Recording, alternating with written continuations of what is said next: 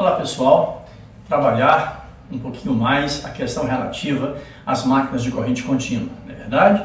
No módulo anterior, a gente havia definido e apresentado algumas características dos circuitos que uma máquina de corrente contínua apresenta, chamando a atenção que nem sempre uma máquina CC, dependendo da sua potência, do seu tamanho, das suas dimensões, tá certo? Às vezes até do seu fornecedor, do seu fabricante, tem os circuitos apresentados. A gente sempre começa com uma máquina de menor porte, essa máquina pequenininha, usada, por exemplo, com motores para levantar vidro, né, de automóvel, esses motorzinhos pequenos de brinquedo, né, motorzinho de carro de autorama, onde nós temos um motor chamado motores de ímãs permanentes. É um ímã fixo, um ímã natural, fornecendo um campo magnético constante na sapata polar. O nosso fluxo polar fica definido por esses ímãs. Então você tem ali circuito de fato apenas na parte rotativa, no enrolamento, né, induzido, no circuito de armadura, com todas aquelas características já bem estabelecidas. Então, uma máquina dessa vai apresentar apenas 2 terminais disponíveis, tá? E via das regras,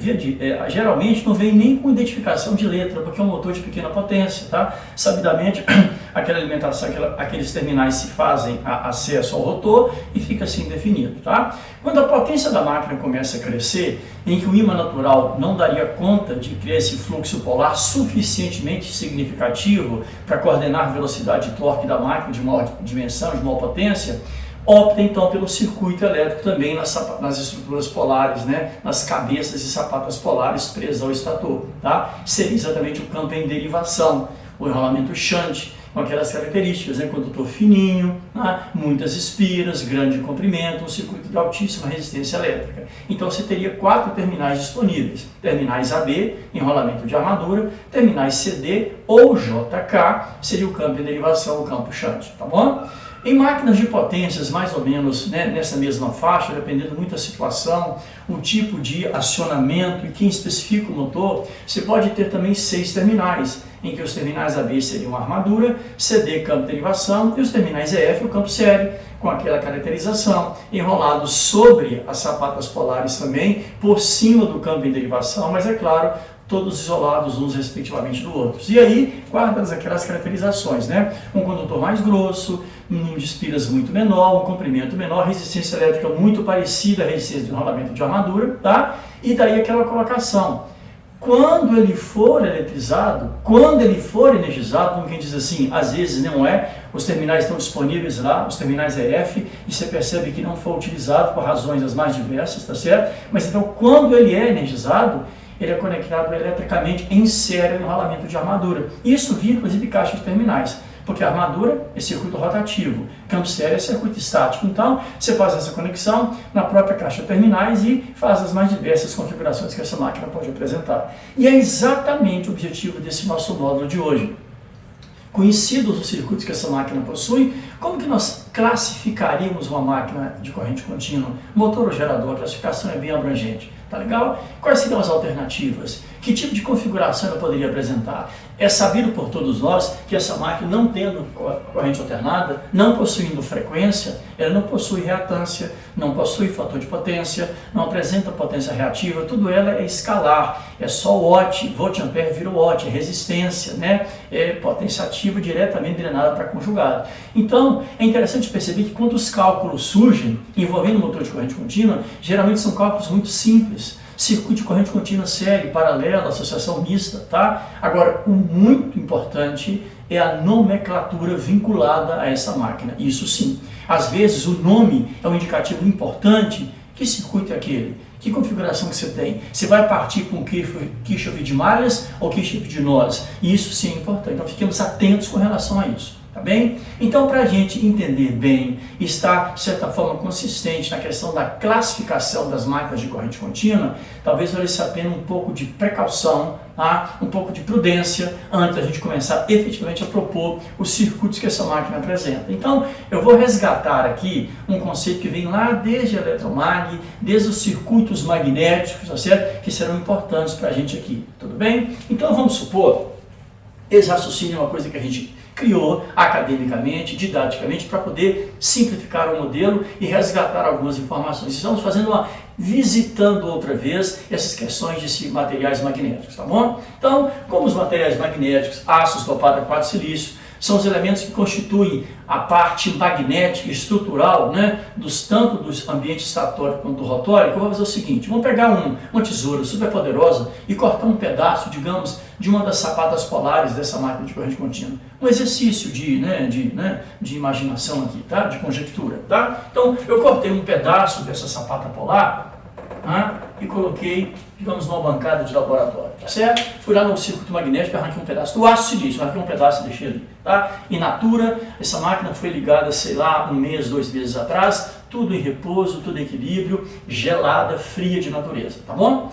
Ao colocar esse pedaço de aço sobre uma bancada, essa bancada possui, por acaso, um hiper, um mega microscópio, que ao verificar, eu poderia enxergar esse circuito magnético até nos diz respeito a seus momentos magnéticos fundamentais, spins. Tá? Então, numa situação como essa, é interessante perceber que a visão que teremos dos spins que constituem o momento magnético dessa peça como um todo, seria algo mais ou menos assim, ó, os spins numa posição completamente aleatória, na orientação randômica, como o pessoal costuma colocar aí, né? Cada espinho apontando para onde o nariz indica, tá? Algo realmente bem aleatório, algo dessa natureza, tá certo? Perfeito? Tá? O que me chama a atenção particularmente, e isso é uma visão pessoal interessante, se todos os elementos da natureza são compostos por átomos, prótons, elétrons e nêutrons, com suas constituições clássicas, inclusive spins, tá? Então por que todo material não se comporta como um ímã? Qualquer pedra que se encontra na natureza, qualquer pedaço de estrutura sólida não tem o comportamento do ímã, porque a rigor, cada spin é um ímã em miniatura, e nós temos bilhões de spins, trilhões de spins que constituem a estrutura molecular desse ambiente, desses elementos. Então por que isso? Aí vai uma questão que é a minha interpretação, tá? Ora, seguramente seria porque, apesar de termos para cada spin essa característica magnética nata, eles estão colocados de maneira tal que, quando eu falei orientação aleatória, randômica, nem tanto, sabe por quê? Porque o que se percebe é que, apesar que cada um seria um momento magnético por si só, percebe-se que nessa aparente desordem, o momento magnético resultante é tão frágil, tá? Ou praticamente nulo, que não confere àquele material uma capacidade magnética própria, tá? Apenas exceções das exceções da natureza que conseguem ter o arranjo final de tal maneira que a resultante magnética seja significativa, e quando isso acontece, esse material se comporta como ímã natural, que não é o caso da maioria esmagadora dos elementos da natureza, porque praticamente esse momento magnético se anula. Essa, pelo menos, é uma teoria muito interessante e muito aceita, tá? Perfeitamente factível, inclusive, tá bom? Interessante, mas, de qualquer maneira, sendo material ferromagnético, como é o caso das sapatas polares, do circuito magnético das máquinas, eles respondem de maneira muito fácil, são elementos muito responsivos a estímulos magnéticos, inclusive externos, tá? Data venha aquela agulha da bússola que se orienta, por exemplo, na direção do campo magnético terrestre, tá? Só para que tenhamos uma ideia, tá bom? Pois muito bem, sendo assim, olha o que eu vou te propor, um experimento, tá? Eu vou submeter, então, esse pedaço de aço silício a um campo magnético externo de intensidade H. E nós sabemos como você poderia criar algo dessa natureza. Uma bobina, um enrolamento com N espiras, excita com a corrente, você cria uma intensidade magnética H, um ampere-espira-metro do material. Tá? A ideia, na verdade, seria o que, gente? Fornecer para esse núcleo, injetar nesse núcleo uma certa quantidade de energia de perfil magnético, tá? Eu estou injetando via vizinhança à peça de aço silício uma certa energia magnética, bem caracterizada e bem definida, tá? Ora, a partir daquelas ideias e raciocínios bem iniciais de que energia seria capacidade de realizar trabalho, entende-se que com essa energia que a peça estrutural magnética recebe do meio exterior, ela vai então, entre aspas, trabalhar a sua estrutura molecular interna. Como assim? 2 fenômenos simultâneos acontecem nessa situação. Qual? Quando você submete uma peça como essa a um campo magnético externo de intensidade H com orientação, direção e sentido pré-estabelecidos. Olha esse spin, por exemplo, aqui, ó. Eu diria que de uma maneira completamente assim aleatória, por acaso, esse spin está na mesma direção e sentido do campo magnético externo de intensidade H. Sabe o que eu acho que vai acontecer? Que esse material, esse spin, começa a atuar nos spins vizinhos, tá? Como quem diz assim, galera, presta atenção, eu estou tão correto Eu estou fazendo a coisa tão de maneira acertada que até o cara que está lá fora, que é muito mais forte do que todos nós juntos, está na mesma direção no sentido que eu. Então organizem-se comigo. Ele começa a exercer uma ação de orientação nos espinhos vizinhos. Isso é perfeitamente correto de admitir. E outra coisa, com a energia, que é muito significativa, fornecida à peça, olha bem, a própria peça começa então a atuar em cada um dos seus milhões de espinhos que ela possui, fazendo o quê? Tentando então organizá-los, tá? Na marra, girando cada espinho sobre o seu próprio eixo, buscando orientá-lo na direção de quem? Do campo magnético externo H.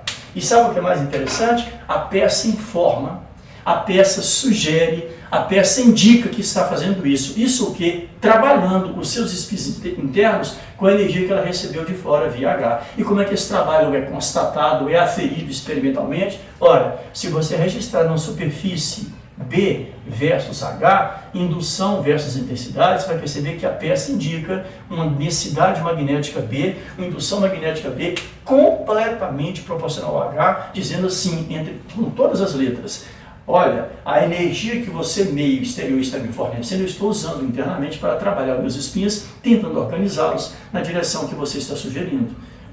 Recebi energia, trabalhei com ela, uma relação completamente equalitária. E você registra isso dessa forma. Uma função afim, bem caracterizada, bem efetiva, um equilíbrio perfeito entre a energia que eu recebi e trabalho, tarefa que eu realizei, por exemplo, nos espinhos internos que constituem a estrutura molecular dessa peça. Tá bem? Literalmente assim, recebi energia, trabalhei, está aqui, tudo equilibrado, bacana, tá? Não desperdicei, estou fazendo a relação direta e proporcional. Gostei tanto da ideia que vem aqui e aumento mais ainda a intensidade do campo magnético externo H. Joguei mais energia na peça. Convenhamos, se chega mais energia, a peça está mais persuasiva, então ela começa a atuar de maneira mais efetiva em cada um dos espinhos, e os espinhos começam então realmente a dar sinais de que, olha, realmente eu estou me organizando na direção do campo magnético externo H, e de novo percebe-se um crescimento proporcional da indução B. A energia recebida significa trabalho realizado, orientação do material. Tá legal? Perfeito? Recebi energia, trabalhei com ela, relação totalmente equilibrada, o circuito responde de maneira linear, sem nenhum tipo de transtorno, impureza, distorção, nenhum efeito colateral, tá? Sabemos muito bem o significado da inclinação da relação BH, né? É o Mi, a permeabilidade magnética desse material, tá? Pois muito bem, a ideia está tão interessante que eu aumento mais ainda a intensidade magnética H. Senhores, vai chegar num dado momento, tá? Que a peça diz mais ou menos assim, a peça de aço, o núcleo magnético diz assim para o meio exterior, olha, meio exterior, começa a pegar mais leve aí, sabe por quê? Porque eu já estou com quase todos os meus espinhos orientados. Eu já estou como que quase sem o que fazer com tanta energia, tá? Eu estou começando a ficar, né, perdão do termo, perdão da redundância, saturado com tanta energia recebida, tá? E é interessante que a peça informa claramente ao meio exterior que isso está acontecendo. Como a densidade magnética cresce, mas pela primeira vez não cresce mais na mesma proporção do H. Ou seja, você percebe nitidamente que algo dessa natureza começa a acontecer. Tá? O material começa a perder aquele valor constante de permeabilidade magnética. A peça começa a saturar, a peça começa a ficar, né, assim, de certa forma, empacotada, emparrotada de energia. E isso causa distorções, isso causa algum tipo de problema. Tudo em excesso é prejudicial e isso aqui não é diferente. Tá? Continua o raciocínio para a gente concluir legal. Se aumentar mais ainda o H, vai chegar um momento que seguramente isso aqui vai acontecer. Ó. Agora, independentemente de quantos espinhos essa peça possua, ela fala assim ao meio exterior, olha, 100% dos meus espinhos estão orientados. Eu estou completamente imantado, totalmente organizado. Eu estou 100%, né, definido pela sua orientação externa em termos de direção e sentido. E a partir desse quanto de energia, gente, que todos os espinhos estão orientados, não adianta mais se aumentar o H, que o B não se altera mais, não dá nenhum sinal de modificação, ele permanece constante e claramente atingindo o chamado patamar de saturação da famosa curva BH, né, dos circuitos magnéticos das máquinas. A permeabilidade tendeu a praticamente um valor nulo. tá certo? O grande efeito que isso causa, principalmente em máquinas de corrente alternada, nós sabemos disso, é uma deformação. Atenção que eu vou falar, a grande consequência dessa indução magnética muito grande, essa intensidade tremenda que organizou a peça como um todo, que alterou de maneira significativa a inclinação da curva pH, né? É a distorção, a deformação da onda de fluxo fundamental, porque o ambiente não está mais tão condutivo, tão responsivo, tão equivalente energia versus trabalho. Isso deforma as ondas de tensão, de indução e de fluxo. E se a gente jogar isso na série de Fourier, você vai ver o quê? Uma fundamental e uma família de harmônicos ímpares. Nós sabemos isso. Essa é a origem, aí é que a gênese dos harmônicos ímpares no circuito magnético das máquinas elétricas, presente em transformadores, motores de indução, estator de máquinas síncronas, coisas dessa natureza. Tá certo? Pois é, aí você está falando assim, interessante, eu falei só máquina de corrente alternada e está falando de máquina de corrente contínua. Sabe por quê? Porque às vezes, toda vez que eu faço esse raciocínio, me vem uma coisa em mente. Por que eu vou ficar restrito a esse quadrante se eu posso trabalhar com todos os quatro? Por que ficar preso apenas a esse quadrante aqui se eu posso trabalhar com os quatro quadrantes da superfície BH? Só que para isso eu tenho que ter uma formatação de corrente elétrica condizente com a densidade ou intensidade que eu pretendo avaliar. Então, se eu, por exemplo, aplicar nesse circuito externo uma corrente com esse perfil, produzindo um campo magnético H com esse perfil, eu posso então estudar de maneira mais detalhada, de maneira mais completa, o que de fato acontece como um todo nos spins que constituem essa peça. Então, olha só que coisa interessante. Sabemos que se for corrente elétrica, a intensidade magnética H é totalmente proporcional à corrente elétrica. Tá? O que acontece aqui reflete aqui. Então, vejamos. Aqui no instante que a corrente passa por zero, não tem intensidade magnética nenhuma, ou seja, na origem dessa curva, tá? Ou desse plano. O que vai acontecer quando a corrente aumenta de zero até a sua crista, o valor máximo? Eu saio de zero, em termos de intensidade, até uma intensidade máxima positiva. Então, digamos, de zero até um H máximo positivo, mais H max de caráter positivo, tá certo? Então, o que vai acontecer nessa trajetória e muito rapidamente? Esse raciocínio que nós desenvolvemos. À medida que a corrente cresce, cresce o H, cresce a energia, orienta a peça, de maneira que quando ela começa a crescer, mais energia, mais orientação, até que a peça se sature. Isso vai acontecer quando a corrente vai chegando a esse patamar. Então você literalmente replica esse perfil dessa curva BH nessa superfície e aparece a curva OA, que nada mais é do que a curva de saturação, a curva de magnetização de qualquer peça de aço de uma máquina elétrica. Perfeito? Agora é que vem a grande tacada, tá? Tão rapidamente quanto a corrente saiu de zero até a crista, ela vai voltar, da crista até zero. Perfeito? E ao fazer isso, a intensidade que foi muito rapidamente de zero até um H máximo positivo, vai voltar do H máximo positivo a zero. Qual era a nossa expectativa, senhores? Que, do mesmo jeito que eu caminhei nessa trajetória OA, quando a intensidade cresceu, quando ela voltasse para zero, eu retornasse essa trajetória AO. No entanto, experimentos, medições precisas mostraram que o retorno dessa curva não se dá exatamente na trajetória AO, mas numa trajetória ligeiramente diferente. De tal maneira que, quando a intensidade magnética volta a zero, o que se percebeu? Que por inércia, eu não vejo nenhuma outra explicação razoável para isso, alguns spins se mantiveram ainda organizados, como se a intensidade magnética externa ainda existisse. Tá? E quando a intensidade volta a zero, esses alguns spins, poucos spins, evidentemente, que ficaram organizados, eles mantêm um certo nível de orientação, mantêm um certo nível de indução magnética. Caracteriza-se então que essa curva agora corta o eixo do B no ponto B', e esse segmento é bem importante pra caramba e tem um nome decisivo e uma função muito, mas muito significativa para nós nesse encontro de hoje. Ele é chamado de remanente residual ou magnetismo residual.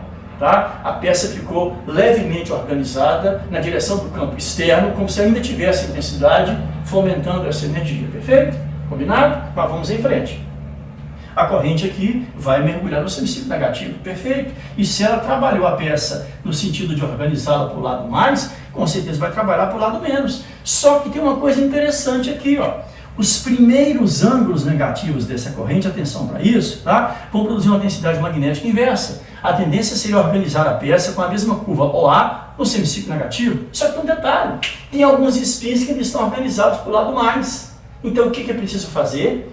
Ir lá à força, na marra, compulsoriamente, o spin volta, desorganiza, nós vamos trabalhar agora para o lado negativo. Então, há uma energia gasta para desorganizar a peça, tentando fazer com que ela volte pelo padrão de origem anterior. Tá? Então, enquanto a densidade magnética não se anula, eu não consigo traçar a força atração para o lado negativo. Isso é claro, então, gasta-se uma certa energia para fazer isso, porque foi feito à base de força. Então, quando a intensidade magnética de certa forma volta a zero, cria-se um segmento OC. A densidade caiu, mas já existe uma pequena intensidade de padrão negativo. Se o segmento OB foi chamado de magnetismo residual, o segmento OC também tem nome: força coerciva, força coercitiva ou retentividade. É uma energia pequena, evidentemente, mas necessária para desorganizar a peça completamente. Por quê? Porque a corrente vai rapidamente, como aconteceu para a crista, ela vai para o vale. Então, a partir daí, senhores, claramente nós vamos ter a mesma curva OA, só que agora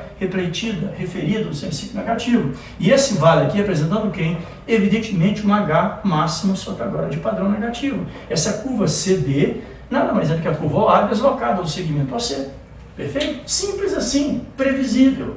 Detalhe.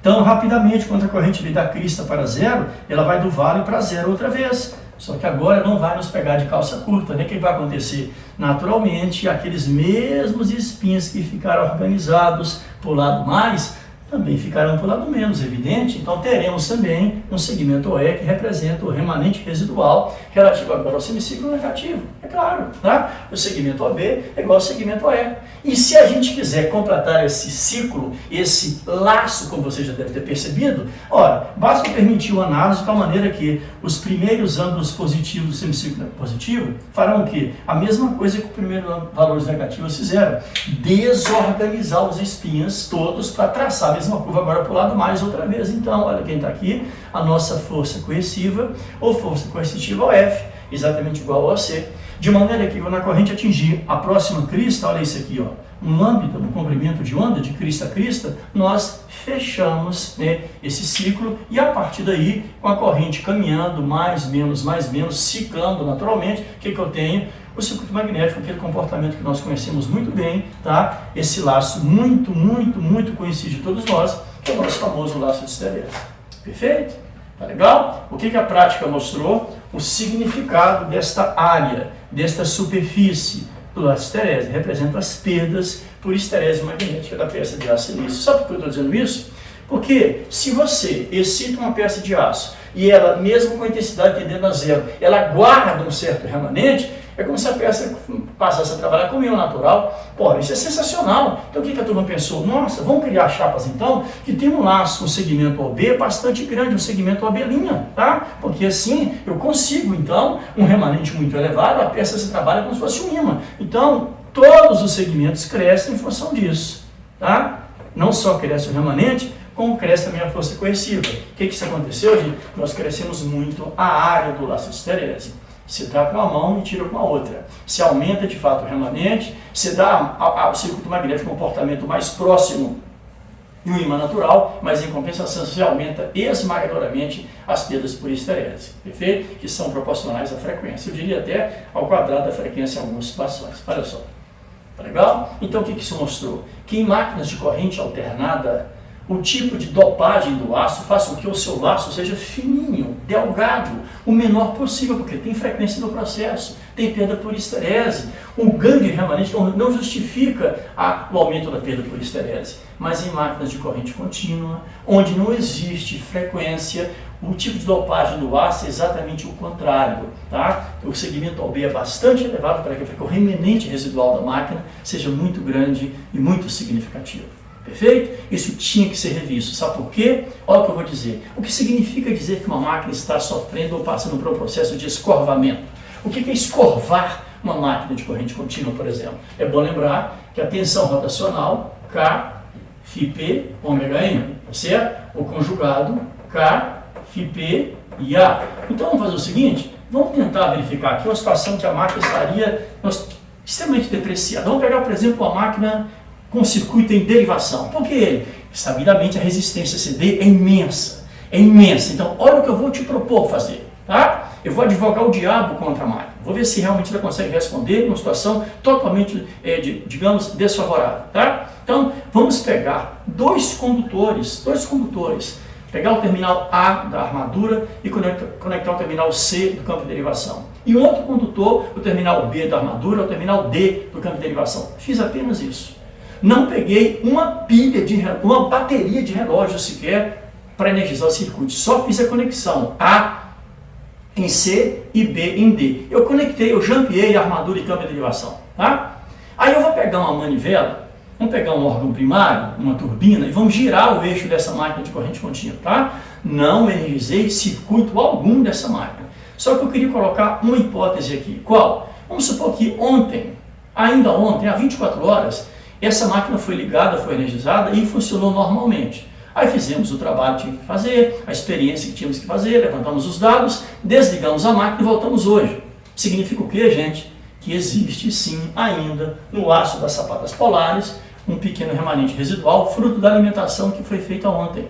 Tá? Agora, outra situação, alimenta a máquina hoje, volta daqui a um ano, não tem remanente residual que suporte um tempo desse. A máquina, os spins com o tempo vão se organizando e a máquina volta ao padrão, né, do ponto de origem da curva. Mas se você energizou a máquina ontem, tá certo? E resolveu fazer esse experimento hoje, você tem sim um pequeno valor de remanente residual, aonde no aço da sapata polar. Então significa o quê, gente? Olha só, significa o quê? Mesmo que você não tenha colocado sequer uma pilha, uma bateria de relógio, né, para excitar o circuito, você tem um pequeno valor de fluxo polar nas sapatas que estão presas na carcaça. E esse pequeno FIP vem da onde? Do remanente residual presente nas sapatas polares. Então preste atenção, significa que o fluxo polar de uma máquina CC, na verdade, é um pool de produtos. Ele depende sim da corrente de campo, tanto série quanto derivação, mas também tem remanente residual no processo. Tá? Então, olha só, se a gente a partir dessa situação, nessa experiência realizada, pegarmos um órgão primário, uma manivela, uma turbina e começamos a girar o eixo da máquina de corrente contínua, eu começo a girar a armadura, só que ela está submersa aonde? Numa região que tem um pequeno fluxo polar devido a um pequeno remanente. Então começa a aparecer, uma coisa interessante, uma pequena tensão induzida onde? Nos terminais AB do enrolamento de armadura. Muito pequeno, concordo? Tá? Porque o remanente está ali, mas em função da velocidade aparece uma tensão V. Só que essa tensão foi canalizada direto em cima de quem? No campo de derivação, que tem uma baita de uma resistência. Então, se eu gerei uma tensão pequena, porque foi fruto basicamente do remanente residual, né? Essa tensão, enquanto uma alta resistência, vai circular uma corrente ridiculamente pequena sobre todo o campo em derivação. Só que tem um detalhe, é um circuito que tem muitas espiras. Então significa que uma corrente muito pequena, com um número de espiras elevado, cria-se no campo em derivação uma força magnetomotriz já um pouco maior, que produz um fluxo de campo que, evidentemente, como o campo de derivação está ao longo da sapata, vai se somar ao fluxo do remanente e vai causar o quê? Um aumento em FIP. Se a máquina continua sendo posta em rotação e o FIP cresce, a tensão induzida na armadura aumentando. Se o EA aumenta, o EA alimenta o campo, isso aumenta mais a corrente de campo, que aumenta mais a força magnetomotriz de campo, que aumenta mais o fluxo de campo, que se soma ao anterior, que aumenta o fluxo polar, a máquina continua em movimento, isso aumenta mais a tensão EA, essa tensão EA é jogada mesmo no campo outra vez, está tudo realimentado, né? Aumenta a corrente de campo e assim no processo de realimentação até que essa tensão se estabilize na tensão nominal da máquina. Por quê? Porque naturalmente o aço silício da sapata vai saturar, usando um fluxo inicial associado ao remanente residual. Isso aqui é escorvar uma máquina, um processo de autoexcitação. Você está usando como fonte de excitação exclusivamente o remanente residual das sapatas polares. Olha que coisa interessante. É exatamente por isso, senhores, por esse processo de autoexcitação, por essa questão de escorvamento, que as máquinas de corrente contínua, para ser mais exato, os motores, geradores também, mas gerador CC, né? Eu não vou nem me preocupar em entrar em detalhe, porque hoje, convenhamos, você pega uma tensão alternada na tomada, retifica, você tem tensão contínua. Agora, os motores CC não. Então, mas a classificação vale tanto para um como para outro, evidentemente. Então, as máquinas CC podem ser classificadas, aí sim, classificação das máquinas de corrente contínua em dois grandes grupos, tá? as máquinas com excitação independente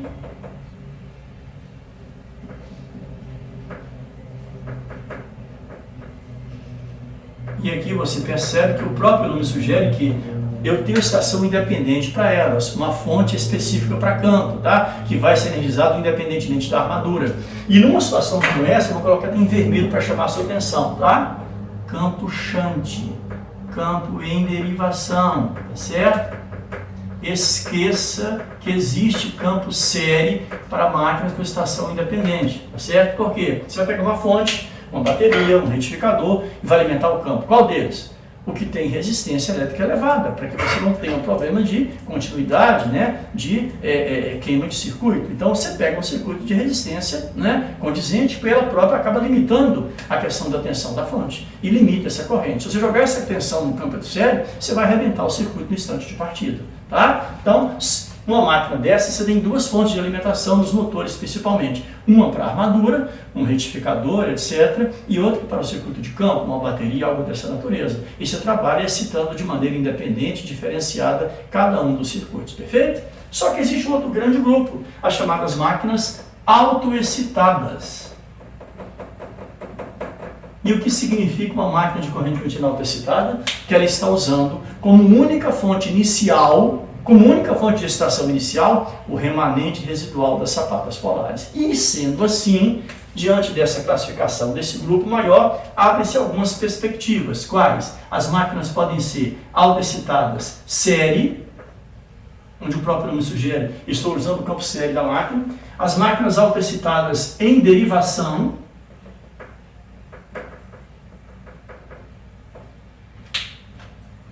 ou shunt, como vocês podem preferir, tá? Em derivação. E as máquinas compostas ou compound. Perfeito?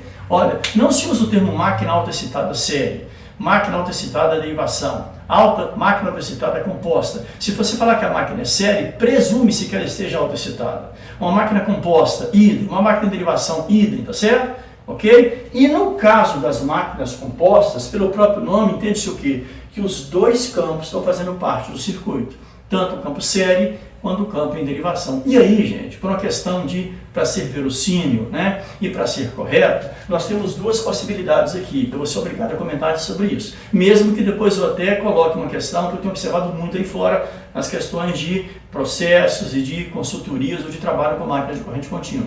Se os dois campos serão energizados na máquina composta, existem duas possibilidades. Quais? Ao energizá-los, o campo relativo à série ou derivação, eles estão aditivos, são magnetizantes, ou seja, os dois campos se realinham, se somam, isso faz um crescimento do fluxo polar e eu vejo uma máquina composta aditiva com extrema quantidade de vantagens. Se realimenta o fluxo com os próprios circuitos de campo. São as mãos dos dois campos estão ligados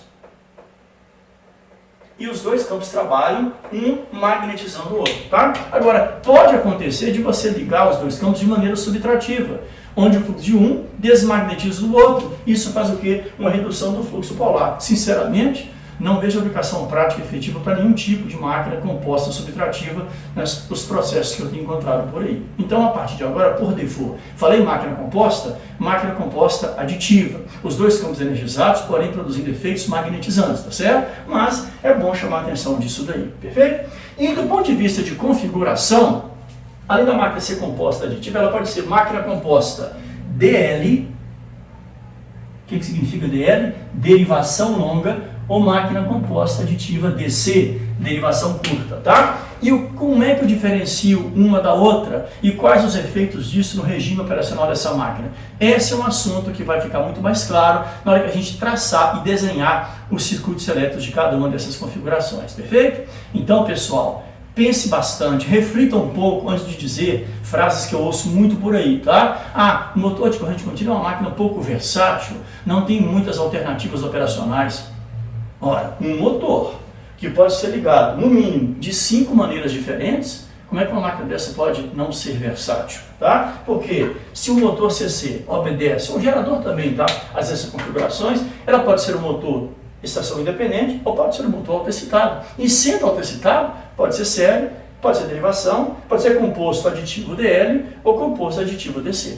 Perfeito? Tá aí o desafio então para o nosso próximo módulo: desenhar as configurações elétricas de cada uma dessas configurações e modelos, indicando o sentido de corrente, identificação dos circuitos, enfim. Como eu falei, cálculos são muito simples aqui, é tudo escalar, mas o nome do circuito, a distribuição dos enrolamentos, isso realmente é significativo.